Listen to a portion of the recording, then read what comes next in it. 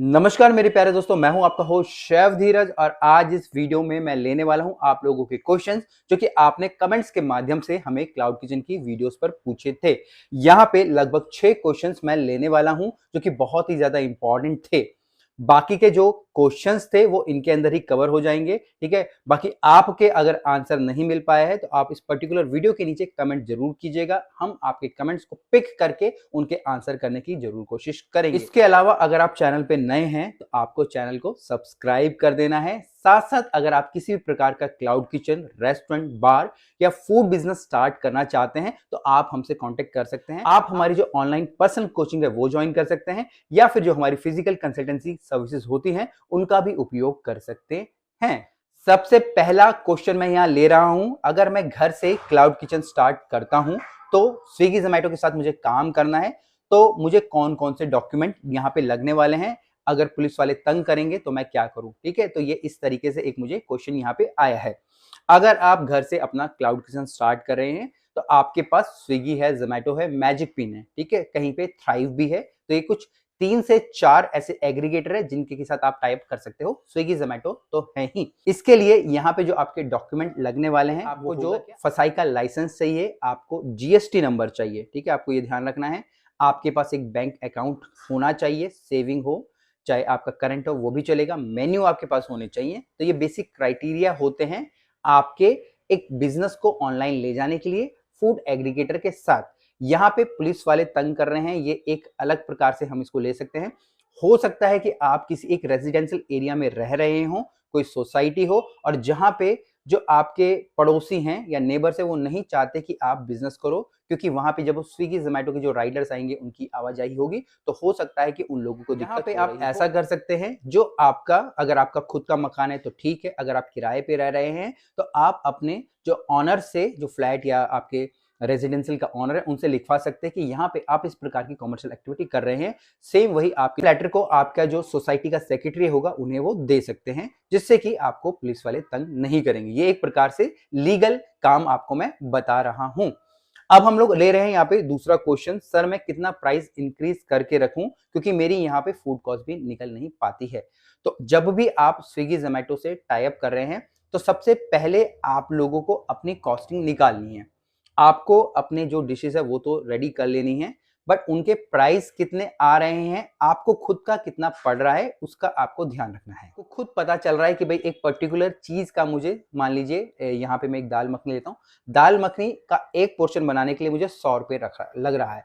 तो आपको इसके ऊपर से, ठीक है, आपको लगभग 50% रखना पड़ेगा ऊपर से, और जिसके कि अंदर जो 33% करीब हमारे स्विगी जोमैटो के हम बोल सकते हैं कि हमारे जो कमीशंस हो जाते हैं, फिर थोड़ा जो ऐड का भी लगा लो, जीएसटी लगा लो, वो लगभग कवर हो जाएगा।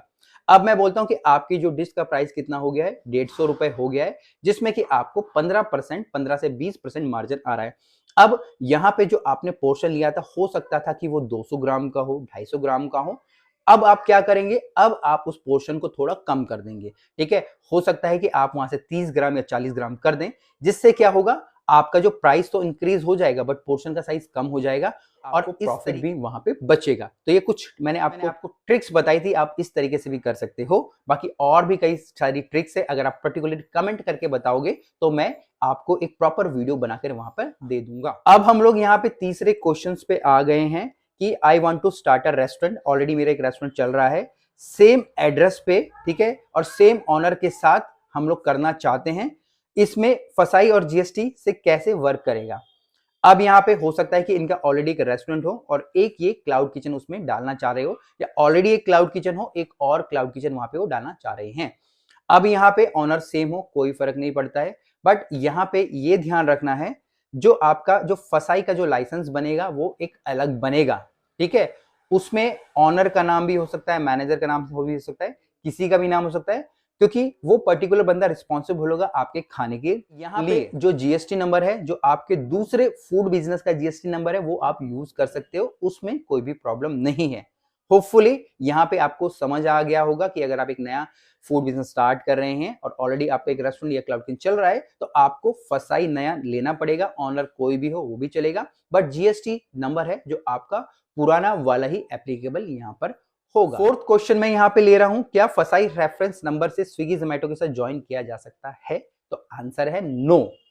सिर्फ रेफरेंस नंबर से आप लोग स्विगी जोमेटो के साथ ज्वाइन नहीं कर सकते। रीजन क्या है? जब भी आप एप्लीकेशन डालते हो तो आपको एक रेफरेंस नंबर मिलता है। रेफरेंस नंबर का मतलब होता है कि आपने जो अपने सारे के सारे डॉक्यूमेंट है फसाई को दे दिए हैं, उस पर्टिकुलर अथॉरिटी को दे दिए हैं। अब वो अथॉरिटी है वहां पे चेक करेगी आपने जो भी डॉक्यूमेंट सबमिट करें वो सही है या गलत है।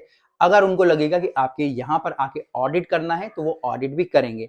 तो यहाँ पे आपको किसी भी प्रकार की परमिशन अब तक नहीं मिली है कि आप अपने फूड बिजनेस को ऑनलाइन स्टार्ट कर पाओ। इसके बाद जब आप अपने डॉक्यूमेंट्स सबमिट कर दे रहे हो, ठीक है, रेफरेंस नंबर मिल जा रहा है, तो कुछ समय के बाद जो अथॉरिटीज है वो चेक करेगी, ठीक है, और चेक करने के बाद वो आपको परमिशन दे देगी या आपको जो फसाई नंबर इशू कर देगी। अगर उसको लगता है कि किसी प्रकार की दिक्कत है, कोई गोलमाल है, डॉक्यूमेंट्स में कमी है, तो आपको सेम पोर्टल के माध्यम से आपको इंडिकेट करेगी कि आपको ये पर्टिकुलर काम करना है या ये पर्टिकुलर डॉक्यूमेंट हमको देना है, जिसके बाद ही हम आपके जो फसाई को अप्रूव करेंगे। तो आंसर है नो। अगर रेफरेंस नंबर है तो आप लोग स्विगी जोमेटो के साथ काम नहीं कर सकते हो। पांचवें नंबर के क्वेश्चंस पे हम लोग आ गए हैं कि डेली रिपोर्ट कैसे प्रिपेयर करें और कौन कौन से एरिया को डेली रिपोर्ट के अंदर हमको डालना चाहिए। अब डेली रिपोर्ट किसी भी फूड बिजनेस के लिए, इवन अगर हम लोग क्लाउड किचन चला रहे हैं तो क्लाउड किचन के लिए भी जरूरी है। अब डेली रिपोर्ट का मतलब है कि आप जो डेली एक्टिविटीज कर रहे हैं, और वो कौन सी एक्टिविटीज होंगी? वो सारी एक्टिविटीज होंगी जिसमें कि मॉनेटरी ट्रांजेक्शन इंक्लूड है। जैसे कि आपकी पूरे दिन में सेल कितनी हो रही है अलग अलग प्लेटफॉर्म से, स्विगी से, जोमेटो से, थ्राइव से। अगर आप 1-to-1 भी किसी को सेल कर दें तो वो सारी की सारी डिटेल आपको डालनी है। दूसरा, यहाँ पे कितने आपके एक्सपेंसेस हो रहे हैं। आपने अपनी ग्रोसरी के ऊपर, अपनी डेयरी के ऊपर, अपने मीट के ऊपर, ठीक है, अपनी वेजिटेबल के ऊपर, जो भी आप लोग खर्च कर रहे हैं वो आपको पूरा वहां पे लिखना है।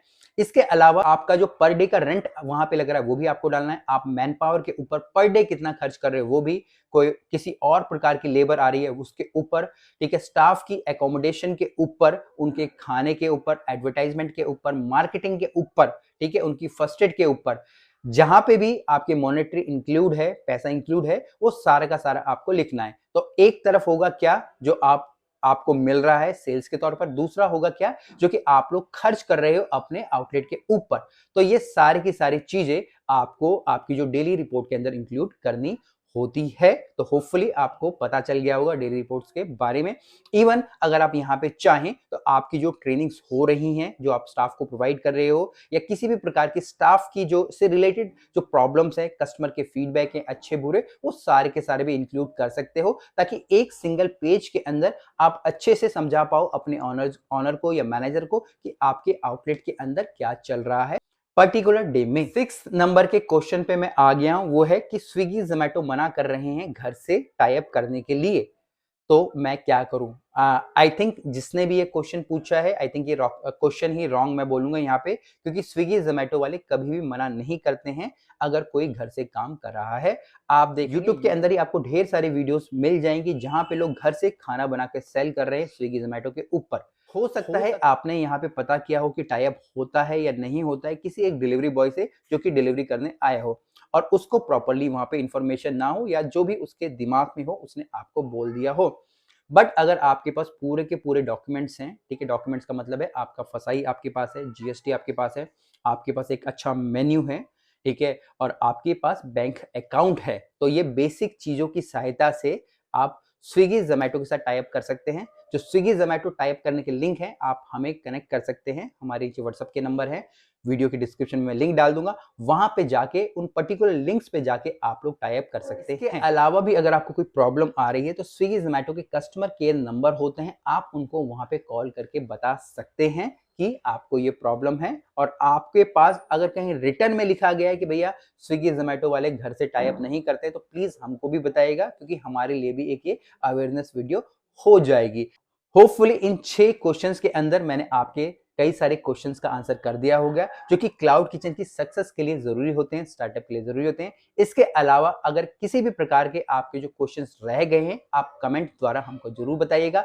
फिर मिलेंगे एक नए वीडियो में, तब तक के लिए जय हिंद।